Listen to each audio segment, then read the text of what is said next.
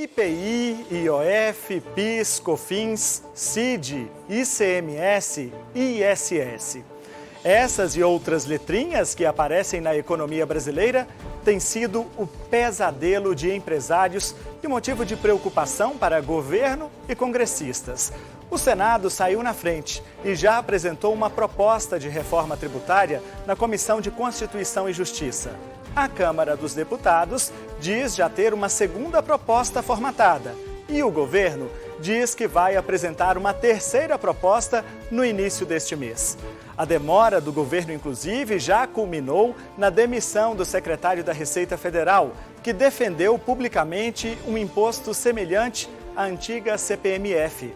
O presidente Bolsonaro se diz radicalmente contra a ideia, mas a equipe econômica, chefiada pelo ministro Paulo Guedes, vê como a única opção para aliviar os impostos da folha de pagamentos. Enquanto isso, empresários reclamam da alta carga tributária no país e, principalmente, das dificuldades que enfrentam para pagar os impostos cobrados pelo governo. São muitas declarações, obrigações, burocracia. Mas quem vai levar a melhor? Qual reforma de fato podemos esperar? Será que teremos novos impostos por aí? As propostas de reforma tributária é o tema do Política Cruzada de hoje.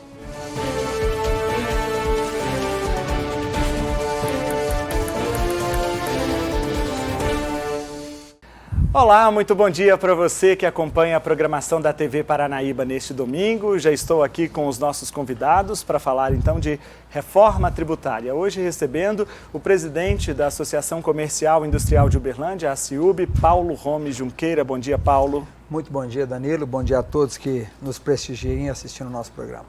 E também o economista Benito Salomão. Bom dia, Benito. Bom dia, Danilo. Bom dia, Paulo. Bom dia ao nosso telespectador.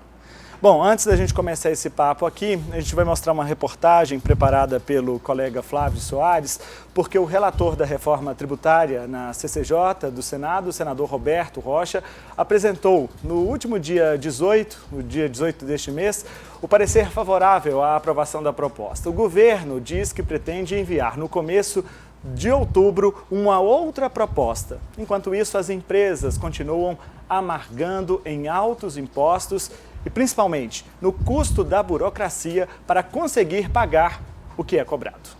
A loja de tecidos, com mais de 60 anos de mercado, precisou se adequar às necessidades do cliente, que passou por modismos e tendências de época. Ao longo do tempo, o negócio cresceu, mas as dificuldades são muitas. Segundo o advogado da empresa, um dos grandes obstáculos para o crescimento do comércio é lidar com a alta carga tributária e com a complexidade de pagar impostos no Brasil. PIS, o COFINS, o ICMS, que tem uma base ampla, na verdade, quer dizer, em um tributo incide sobre tal produto. Já no que diz respeito a outro não incide. Em um tem crédito e o outro não tem, um é cumulativo, o outro não é. Então isso tudo, em tese, seria simplificado nesse imposto único sobre o consumo. Além da pulverização de impostos, outro grande problema do sistema tributário brasileiro são as obrigações fiscais. O tributo é apurado pela própria empresa, que deve pagar e prestar todas as informações para a fiscalização.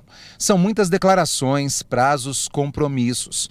Neste escritório de contabilidade, que tem aproximadamente 900 clientes, são necessários 80 funcionários só para cuidar de todas as exigências do governo. São N obrigações que ela tem que ter uma equipe muito bem qualificada interna e uma assessoria contábil, fiscal muito qualificada para que ela consiga cumprir com todas as obrigações junto ao governo, né? Ao todo, assim, a gente entende que são mais de 20 obrigações acessórias que todo mês têm que ser cumpridas, né? E com um grande nível de informação, né? Os arquivos que tem que cumprir. Então, tudo isso torna, né, o custo muito alto para as empresas, né? A simplificação na cobrança de tributos é o desejo do empresariado, pois custa menos e é mais seguro. O governo também vai economizar, pois a fiscalização será mais barata. O Brasil é um dos países que mais tem a carga tributária alta do mundo, né? E, infelizmente, esses recursos não são revertidos para a sociedade da forma que deveria. Então, se de uma forma quem gera riqueza, o empresário, né, o industrial, o prestador de serviço, ele tem uma alta carga tributária e isso não é revestido onde deve ser, onde o custo Brasil fica mais alto ainda, né? A reforma tributária tem sido a principal pauta do Congresso Nacional nos últimos dias. O governo ainda não apresentou nenhuma proposta. Diz que já existe um estudo bem avançado. No Congresso existem 2 projetos. Na última sexta-feira, pela 4ª vez, o presidente da Casa, Rodrigo Maia, prorrogou até o dia 10 de outubro o prazo para que os parlamentares apresentem emendas. A previsão é que um parecer seja apresentado em outubro na Comissão de Constituição e Justiça. A outra proposta, que tramita no Senado, já teve um relatório apresentado no dia 18 de setembro. Por causa de um pedido de vista, a votação da matéria na Comissão de Constituição e Justiça do Senado foi adiada. A presidente da CCJ, senadora Simone Tebet, diz que pretende colocar o texto para ser discutido e votado na comissão do dia 2 de outubro, já com sugestões apresentadas pelos senadores. A Câmara dos Deputados prevê a substituição de 5 tributos: IPI, PIS, COFINS, ICMS e ISS, pelo Imposto sobre Bens e Serviços, o IBS. A base de cálculo será a mesma em todo o país, mas estados e municípios poderão fixar as alíquotas, que serão aplicadas a todas as operações.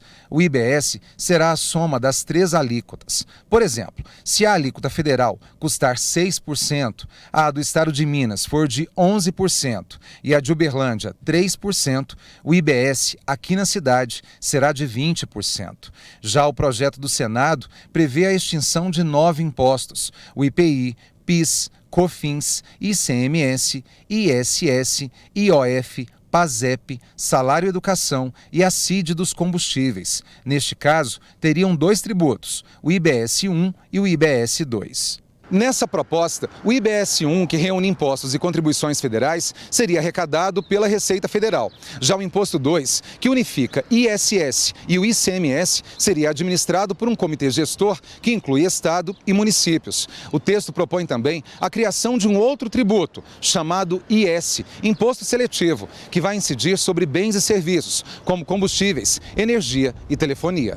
Enquanto a situação não é resolvida, os empresários convivem com um alto custo para manter o negócio funcionando. Para o advogado, a reforma tributária é o que vai trazer mais fôlego e melhores condições de trabalho para quem ainda tem a responsabilidade de gerar emprego e renda.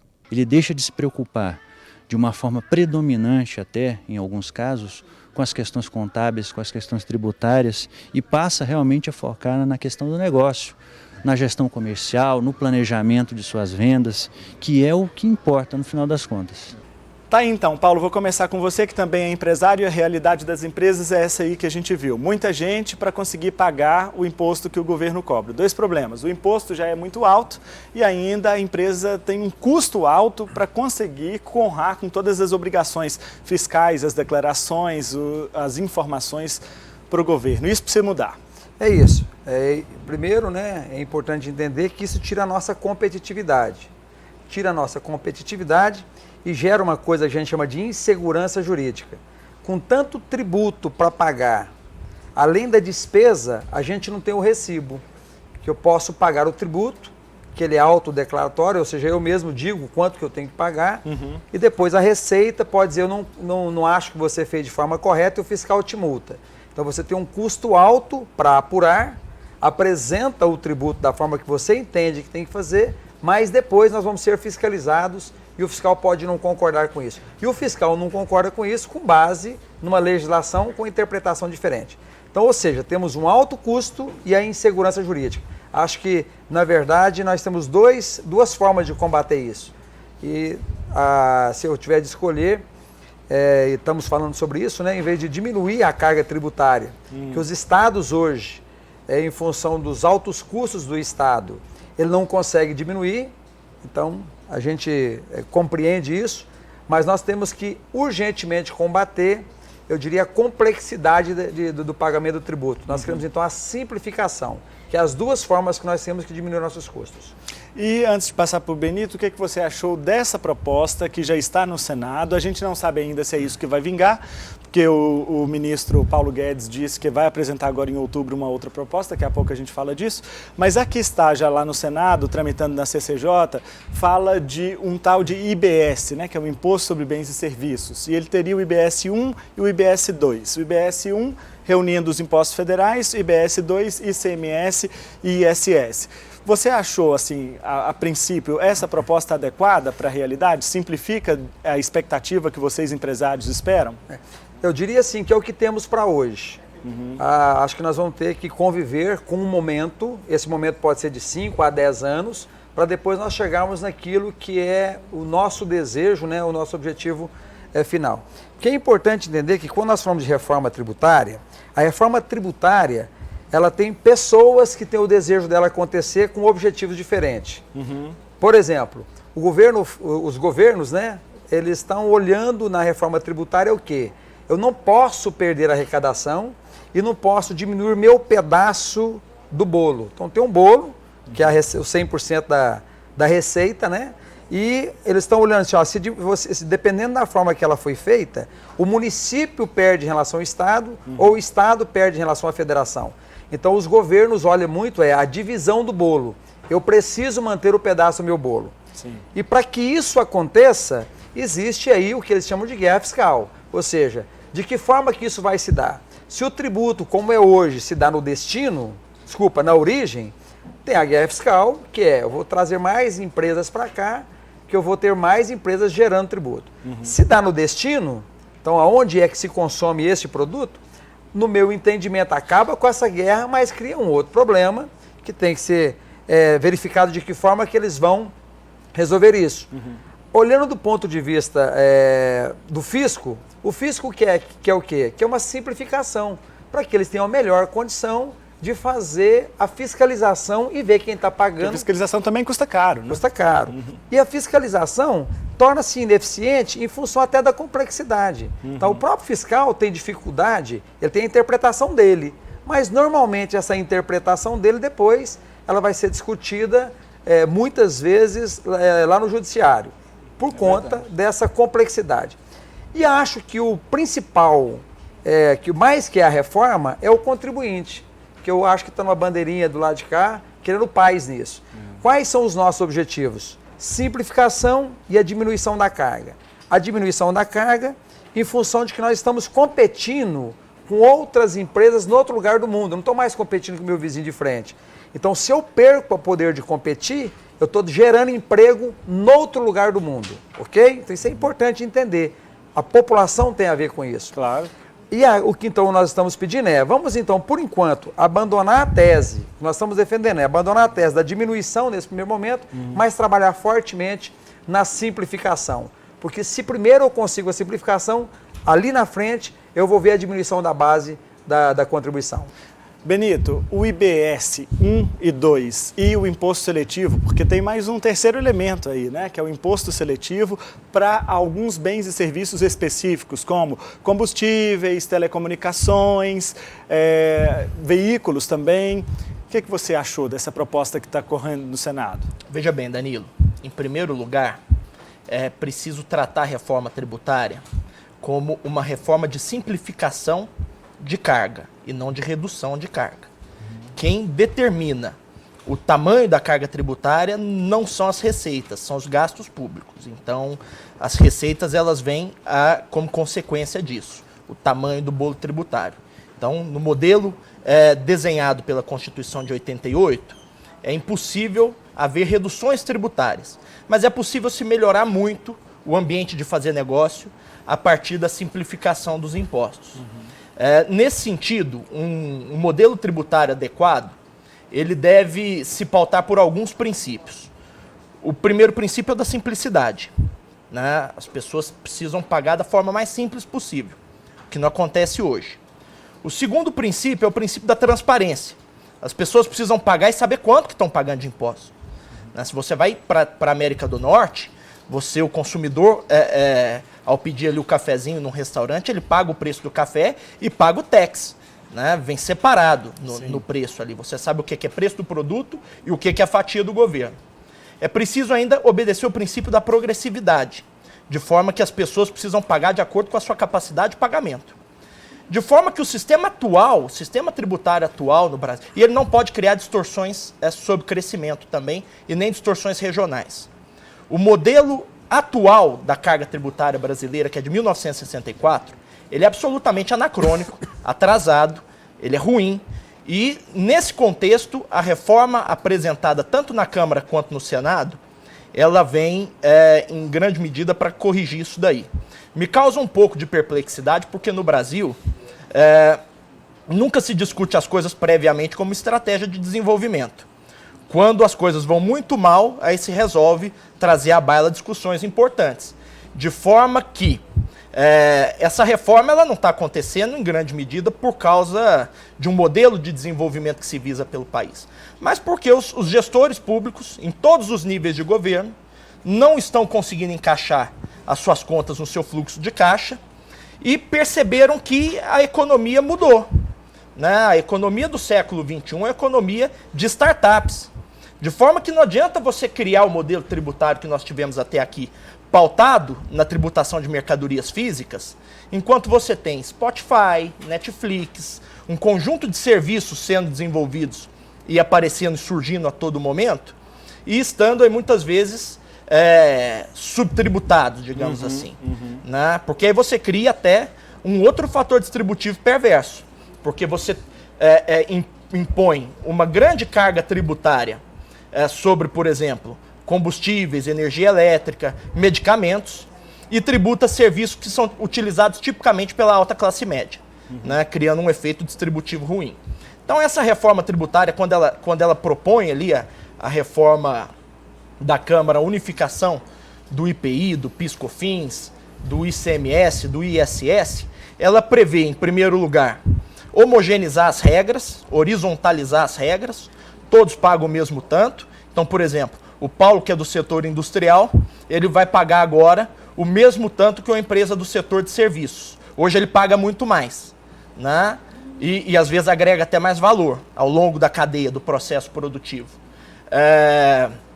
E ela corrige também efeitos regionais, distorções regionais graves, né? Porque a chamada guerra fiscal que o Paulo citou, o que é a guerra fiscal? É a isenção de imposto que o Estado A dá para atrair investimento que, pela lógica do mercado, estaria melhor, por uma questão mais óbvia, no Estado B. A gente sofre muito com isso, né? A gente aqui em Minas sofre muito, porque o nosso ICMS é caríssimo. Minas Gerais é o estado que tem o maior ICMS. Até pelas dimensões do estado, é difícil ser diferente. Então, o modelo tributário atual, ele é anacrônico, ele é ruim do ponto de vista de quem paga, e ele está se tornando inviável do ponto de vista de quem recebe. Por isso que ele está sendo colocado agora. Não é por uma mera estratégia de desenvolvimento, não. É porque a realidade se impôs. Né? A economia é diferente e as autoridades estão tendo que reagir a isso. Bom, antes de te ouvir, Paulo, eu quero colocar um elemento aqui, porque no início desse mês eu estive em Brasília conversando com o senador Antônio Anastasio, ex-governador aqui de Minas.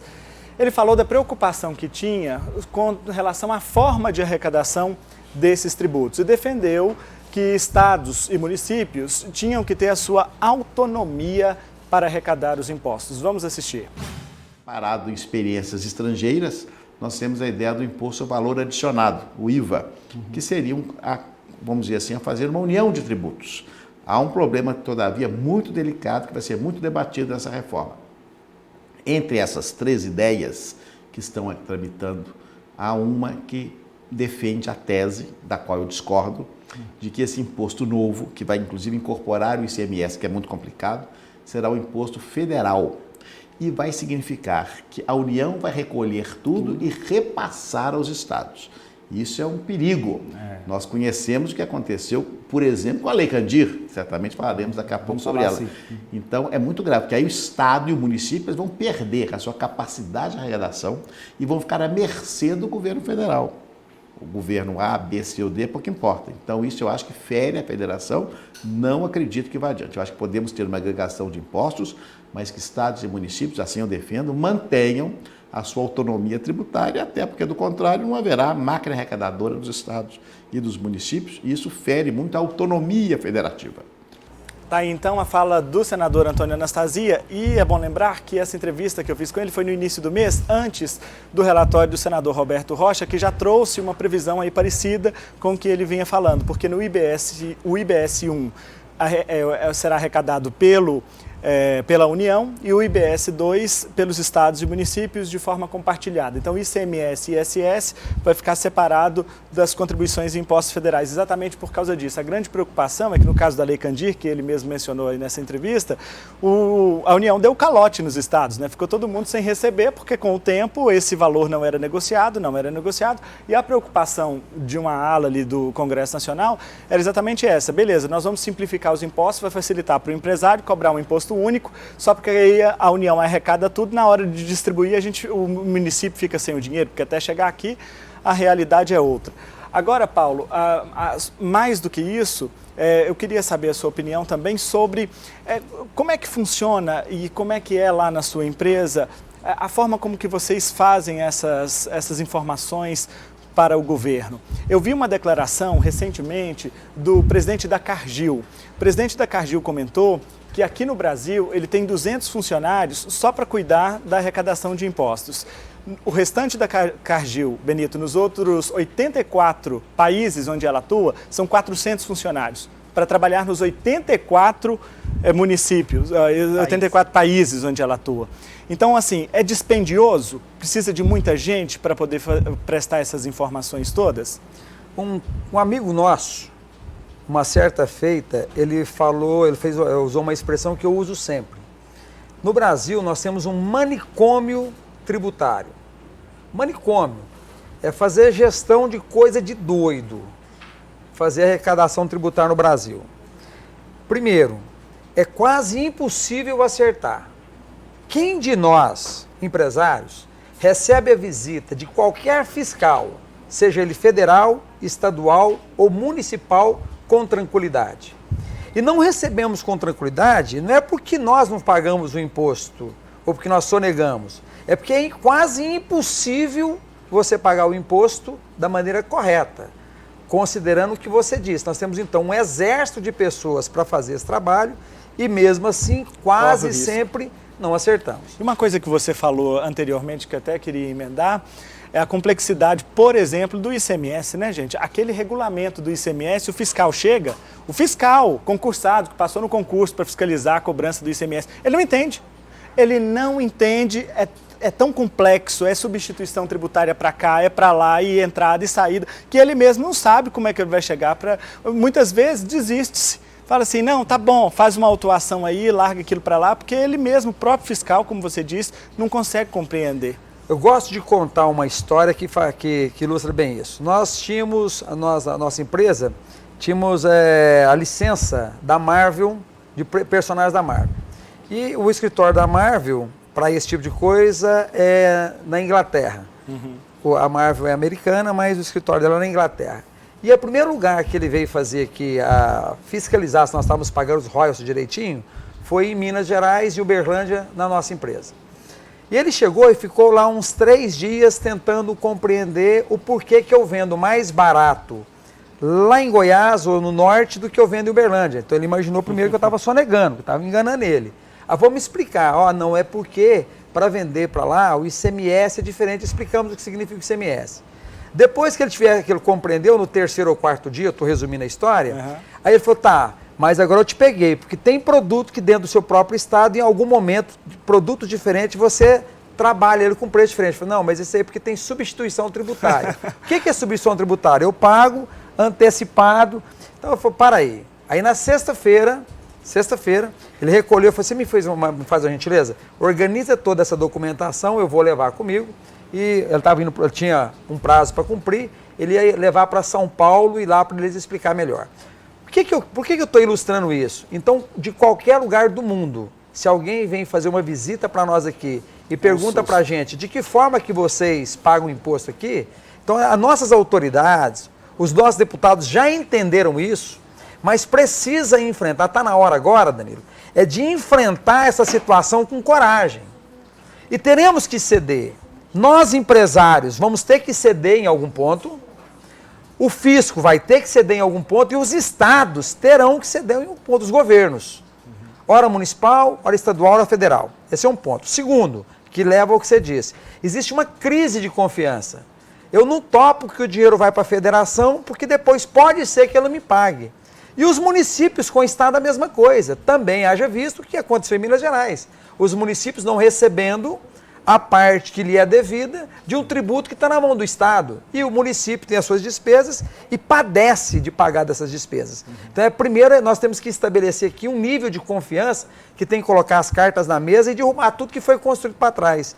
Porque senão nós não vamos sair do lugar. Então, nós empresários, eu estou dizendo aqui, nós estamos dispostos a dar a nossa contribuição, estamos dispostos a não falar em alíquota nesse primeiro momento, diminuição da carga tributária, mas queremos a simplificação. Já estou dando a minha sugestão.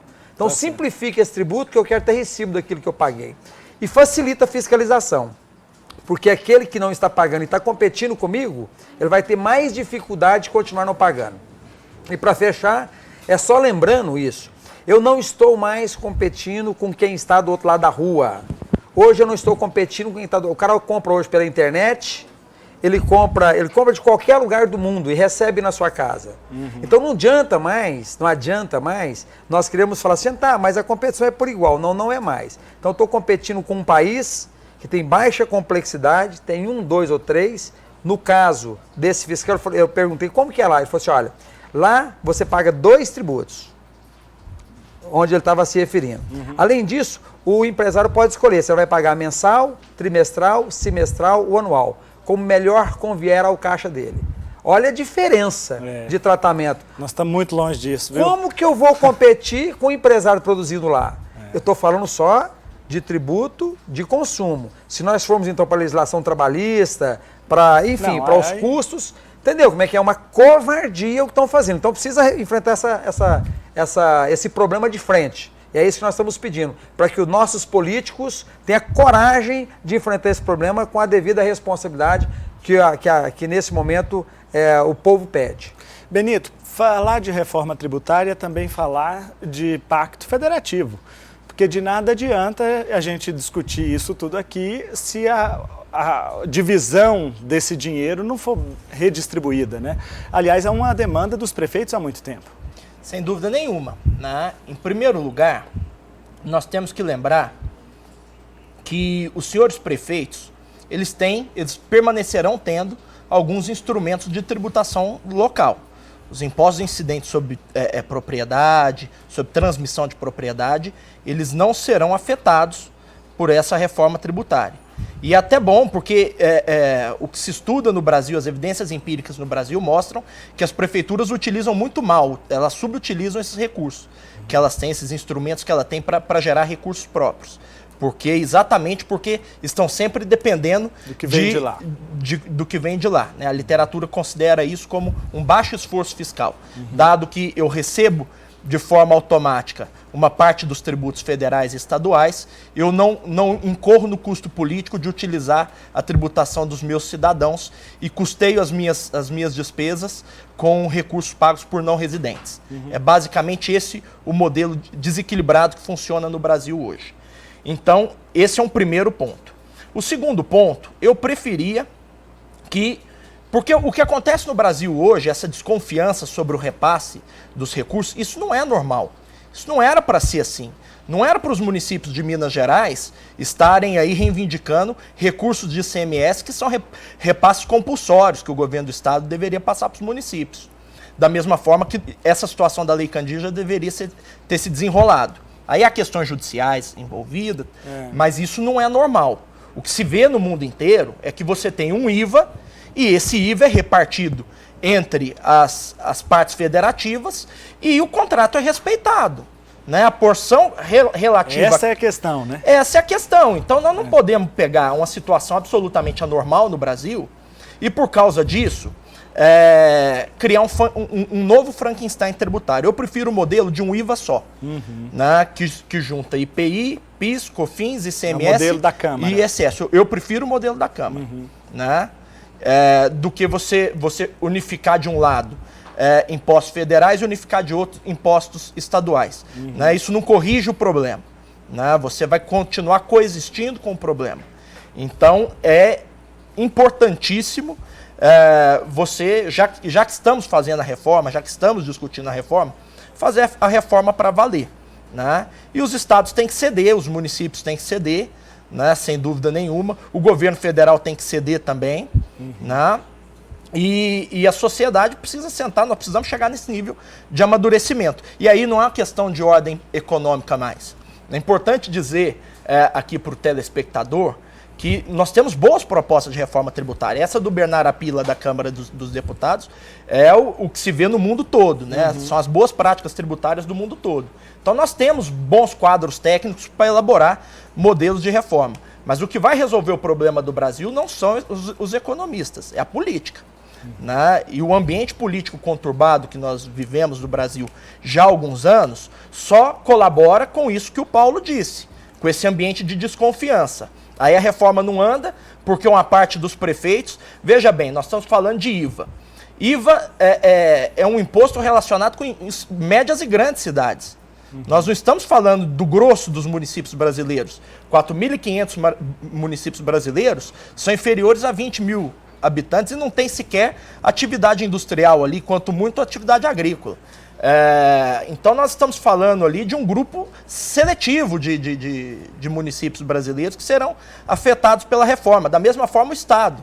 Né? Isso afetará, sem dúvida nenhuma, os estados mais industrializados. Então não pode ser desculpa para a reforma não andar. Né? A boa política precisa ser feita para que essas discussões caminhem.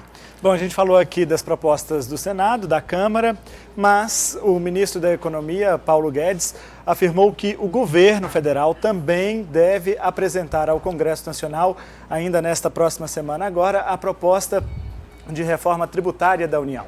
Há 2 semanas, o secretário especial da Receita Federal, Marco Sintra, foi demitido a pedido do presidente da República, Jair Bolsonaro, após defender a criação de um imposto sobre transações financeiras nos moldes da antiga CPMF. O tributo viria para substituir ou reduzir outros impostos no Brasil.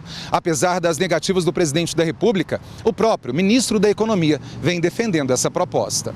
Na semana passada, durante evento em Belo Horizonte, o ministro afirmou que o tributo serviria para baixar alíquotas e não seria cruel como os encargos trabalhistas. A proposta do governo em estudo é exatamente desonerar a folha de pagamentos para estimular a geração de empregos. O ministro também falou sobre o sistema de orçamento de estados e municípios e defendeu que eles tenham mais autonomia para decidir onde aplicar as verbas. O ministro vem defendendo que a reforma do Pacto Federativo é a coisa mais importante para o governo no momento. Ele não deu detalhes sobre o que consta na reforma tributária proposta pelo governo e disse que no começo do mês ela deverá ser encaminhada ao Congresso. Aí a ideia é conversar com os presidentes da Câmara e do Senado para unificar as propostas que já tramitam nas 2 casas. Tá aí então, a polêmica volta da CPMF, que o ministro Paulo Guedes fala que é imposto sobre as transações financeiras para compensar a desoneração da folha de pagamentos. Paulo, a folha de pagamento cobra muito, é muito cara para o empresário. Mas aí a CPMF é a solução? Vamos falar de 2 coisas. Primeiro, então, sobre a desoneração da folha de pagamento. Queremos gerar emprego? Tem que ficar mais barato empregar. Ponto. E tem que ficar mais barato empregar com comparação a quê? Porque se nós formos olhar só o modelo brasileiro e falar, tá, eu estou só diminuindo, mas temos que olhar em comparação ao mundo, porque senão começamos, e o brasileiro faz isso, ou melhor, o mundo faz isso, mas o brasileiro muito especialmente, acha artifício para diminuir os tributos sobre a folha de pagamento. E todo mundo toma prejuízo com isso, inclusive o próprio Estado. Então, ao invés de nós olharmos a base, ao invés de nós olhar o percentual, vamos começar a olhar a base. Se porventura eu desonero a folha, eu vou aumentar a base de pessoas contribuindo. Pode crer nisso. As pessoas vão colocar, não é que eu vou gerar mais emprego em função disso. O meu número de emprego pode até permanecer igual, só que vai ter mais pessoas que eu estou colocando sobre a CLT, o regime CLT, e vou começar a pagar do que eu tenho hoje. Hoje nós temos N artifícios, as empresas usam de N artifícios para que saia desse preço tão alto. E se a folha não for desonerada, isso vai continuar existindo. Então, esse é um ponto. Agora, sobre a questão do CPMF, eu vou resumir bem. CPMF tem que ser uma questão, ou melhor, novo tributo, seja ele qual for, tem que ser sepultado de vez. Se a mesma coisa de alguém que já está carregando 300 quilos nas costas e a capacidade dele é carregar 170, 180, ele consegue carregar o dobro do peso que é o normal dele carregar? Ele consegue, mas por um tempo muito limitado. Ninguém consegue carregar um peso superior ao que ele suporta mais do que um tempo limitado. Uns mais, outros menos. Então tem que ficar claro. O empresário brasileiro, as empresas brasileiras não suportam mais nenhum quilo de peso sobre as suas costas. E eu vou finalizar dizendo, para que nós ganhemos consciência disso, quem paga imposto não somos nós, os empresários. Quem paga imposto é você, consumidor final. Nós repassamos o tributo. Então, por que existe a preocupação do empresário por parte disso?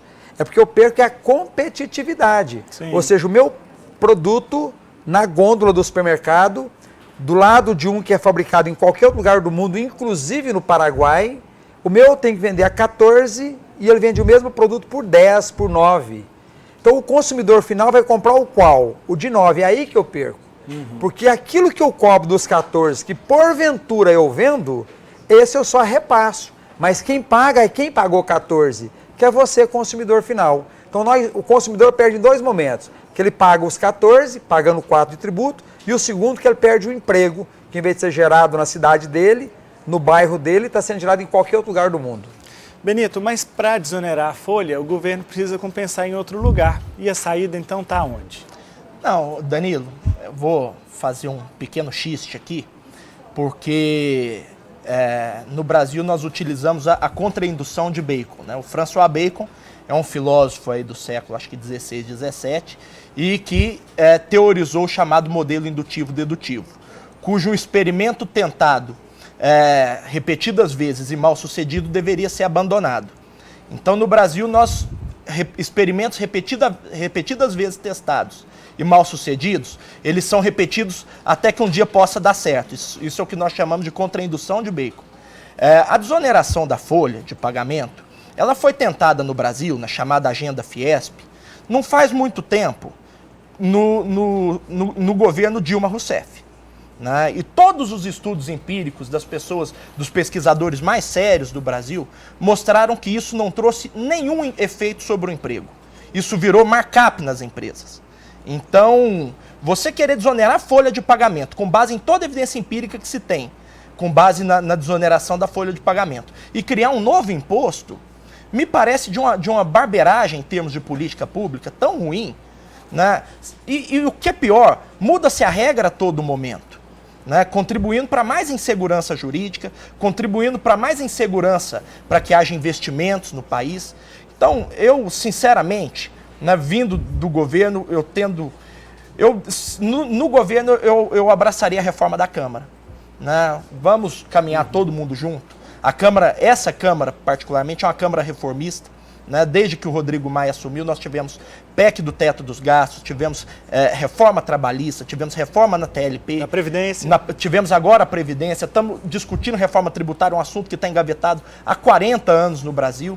Então não vamos nos dispersar em cima do que não é consensual. Vamos focar naquilo que é consensual para tentar resolver um problema do país, um problema que vem sendo demandado há muito tempo. Então eu não vejo motivos do governo querer criar uma reforma. Isso parece muito com a capitalização agora, que tentaram, né, colocar a goela abaixo na reforma da Previdência e não passou. Agora vão tentar criar um imposto novo aí, certamente não vai passar. Para criar mais polêmica e mais acotovelada. O próprio Maia já falou que não passa, né? Bom, vamos tomar um cafezinho, a gente faz um intervalo comercial e volta em um minuto só.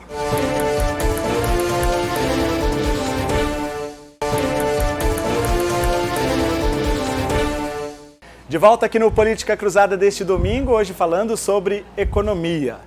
Bom, Paulo, Benito, nós tivemos a visita do governador Romeu Zema nesta semana e ele disse que realmente convidou o executivo, presidente do Conselho de Administração do Grupo Algar, Luiz Alexandre Garcia, para a Secretaria de Desenvolvimento Econômico do Estado. A CIUB teve alguma participação nessa indicação? Vocês aprovam o nome de Luiz Alexandre Garcia? Vamos dividir em duas. Participação, nenhuma, basicamente. Esse é um convite do governador. Apoia totalmente. Nós tanto apoiamos que aí sim o governador nos pediu, foi para reforçar o convite e convencer o Luiz Alexandre de aceitar.